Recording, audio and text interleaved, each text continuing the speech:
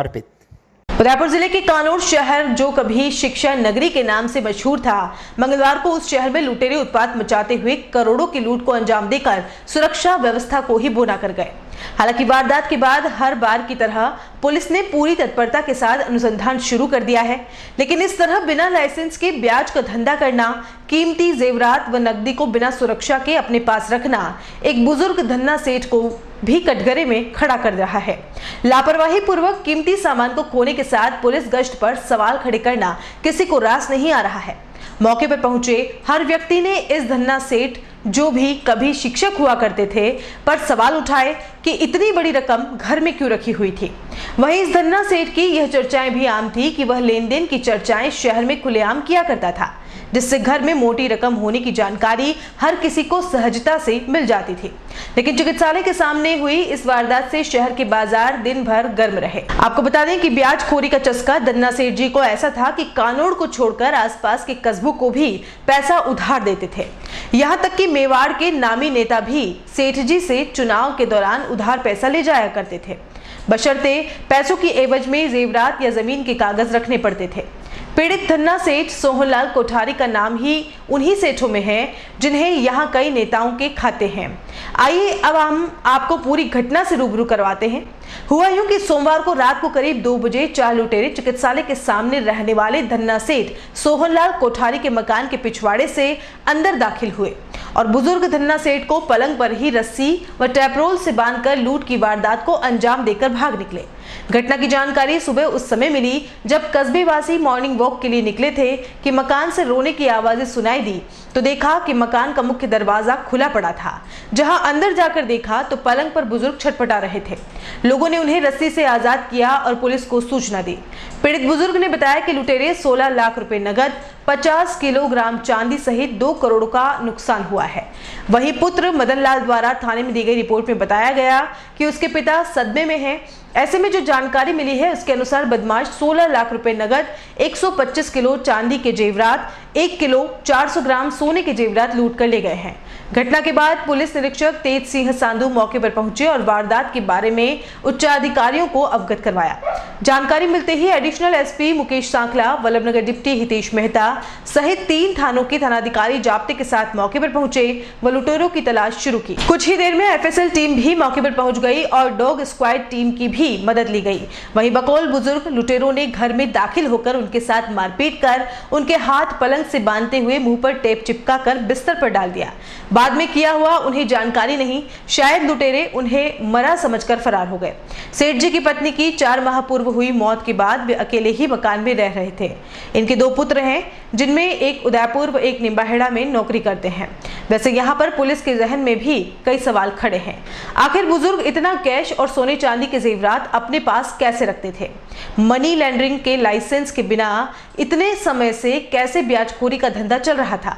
कभी मास्टर रहे बुजुर्ग के पास इतना पैसा कहां से आया? ब्याज कितने प्रतिशत तक लिया जाता रहा है? और सोने चांदी के जो आभूषण लूटे गए हैं वो किन किन के होंगे? घटना की जांच की जा रही है, सीसीटीवी खंगाले जा रहे हैं, संदिग्ध लोगों से पूछताछ की जा रही है, तफ्तीश की जा रही है। प्रारंभिक तौर पर क्या स्थिति लग रही है आपको? कैसे क्या घटना हुई है? प्रारंभिक तौर पे ये मामला घर में घुसकर चोरी करने का और जो फरियादी है उसको बंधक बना लिया गया था, उसको बांध करके इसके बाद में ये घटना की गई। कितने बजे की घटना बताई जा रही है? कोई करीबन 2-2:30 बजे ये घटना फरियादी बता रहा है। अब तक क्या हो गया है इसमें? कोई किसी को डिटेन किया है ऐसा सुन रहा है?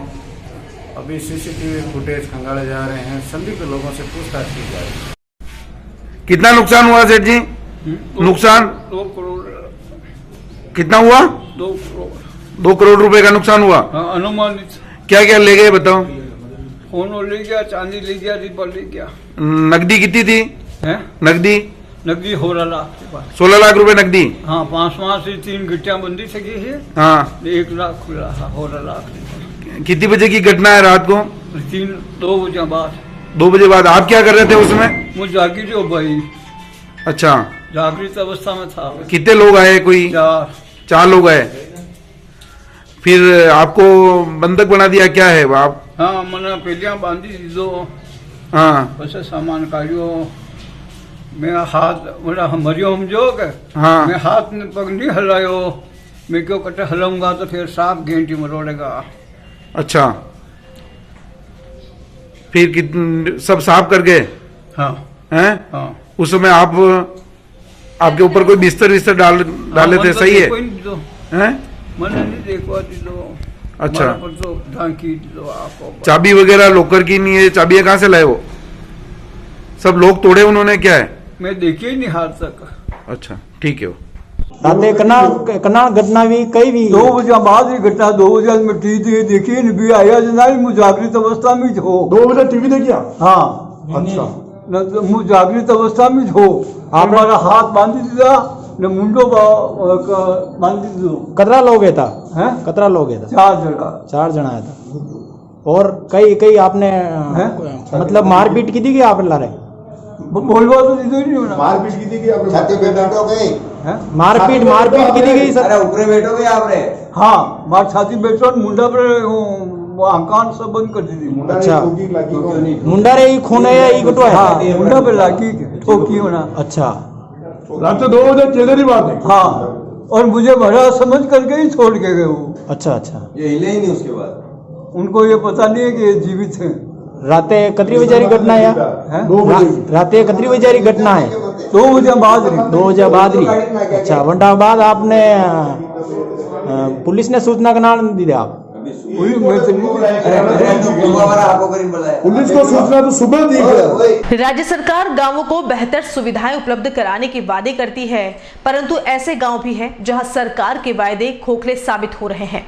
गांवों में बिजली, पानी, सड़क तो नहीं, परंतु शिक्षा, चिकित्सा, राशन के लिए भटकने के लिए मजबूर है।